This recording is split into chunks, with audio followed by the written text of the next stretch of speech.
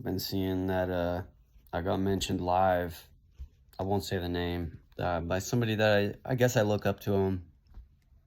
Um, Anybody who's a successful musician, I gotta look up to him, even if they're just a lyricist and beat maker. Uh, to me, music is so special. You can be any person that's had any life with any background and get on the track, and doesn't matter what you do. If you're a lyricist, you can spit lyrics. I mean, I rapped the other day. I'm not a rapper. I don't prefer to be a lyricist. It's just something I did out of boredom. But I love to put instruments on the track. I love to arpeggiate pianos and see what I can do, and program beats. I'm not the greatest at like making a rap beat, and that's something that's always fascinated me about rap, because it's not the easiest thing to just make a beat that goes hard, but it's not the hardest thing either. And I will say that with some confidence. You don't have to be the best lyricist ever to make a fire beat and get people feeling it, and vice versa. You don't have to be the greatest beat maker ever to be one of the greatest lyricists ever. It's all about the way you write and the way that it touches people. And so when I look at poetry and rap, I put them in one. Lyricists are important, and they always have been kind of the front runner, is what the sort of the band is. I mean, when Eminem made that song with D12, these chicks don't even know the name of my band, but they're all on me like they want to hold hands.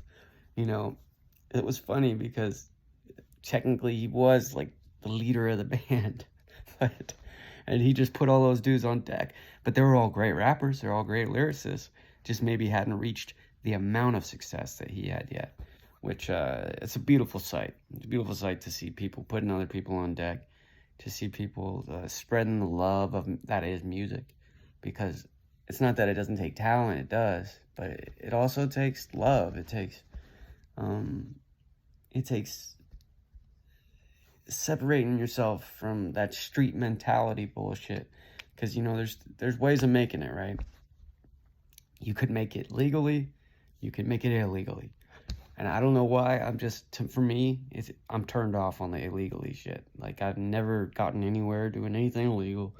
I wasn't very good at doing illegal things, and so I stopped about 6 years ago. But I wasn't like particularly bad at it. I guess I just never really considered like being a real criminal, like a real one that actually was able to get away with it. Like, I always thought of it as more of an adrenaline rush thing.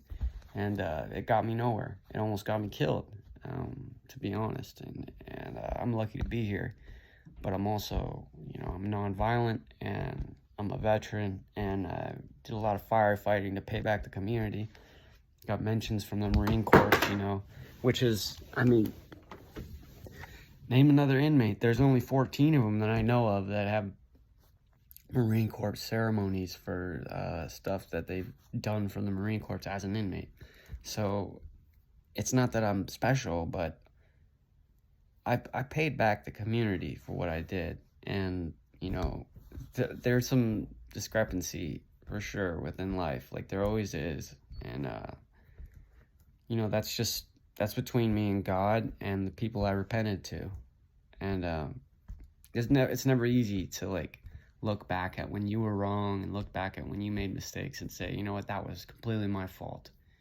But once you do it, once you accept the fact that you were a criminal and that you made mistakes and that you don't need to be institutionalized, like you don't need to be stuck on the streets or living in that thug life shit, that's really a pivotal moment.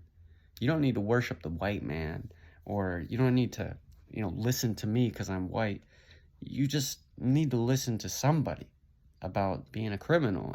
And I only say the white man thing because I keep seeing this thing where people are like pitting people against white people as if that has anything to do with it.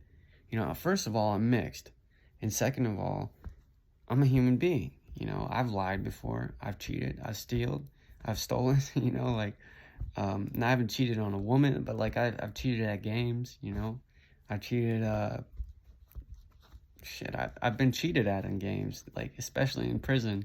There's some shark ass motherfuckers in there that will cheat your ass out of some food or cheat you out of some things. You know, they got little trick hands and dealings and stuff. It's garbage, bro. I ended up looking like Gandhi leaving county jail just because I was trading all my food for phone calls and shit. Well, we start gambling. Next thing you know, I'm losing lunch and dinner, trying to call a girl that's remarried already. So, not quite, but close enough. Anyways, yeah, it's a tough thing when you're dealing with that head stuff, because I know people that I had to separate from people who are, you know, institutionalized because they don't want to change. Oftentimes, someone who's done so much time, they don't want to change. They're stuck that way, and that's the really sad thing, is when somebody gets to a point where they can't integrate back into society without thinking criminally. And I'm in a very fortunate spot. I learned about criminology before I went to prison, and I served in the military before I went to prison.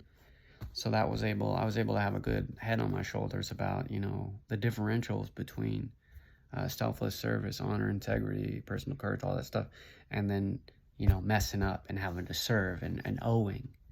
And ain't nothing wrong with it, man. There's nothing wrong with paying back the community. What I think is wrong is when you dedicate your prison sentence to some medium security bullshit gang activity. Like, just go do some firefighting, you know? Just go pay back the community, because that's what you need to do. You committed a crime, admit it. And if you need to do some time, admit it. If you made mistakes, admit it. You know, don't say, oh, my PO, or oh, the system, oh, the fairness. No, I wasn't given a chance, and I'm white as Wonder Bread, seemingly to the eye. So,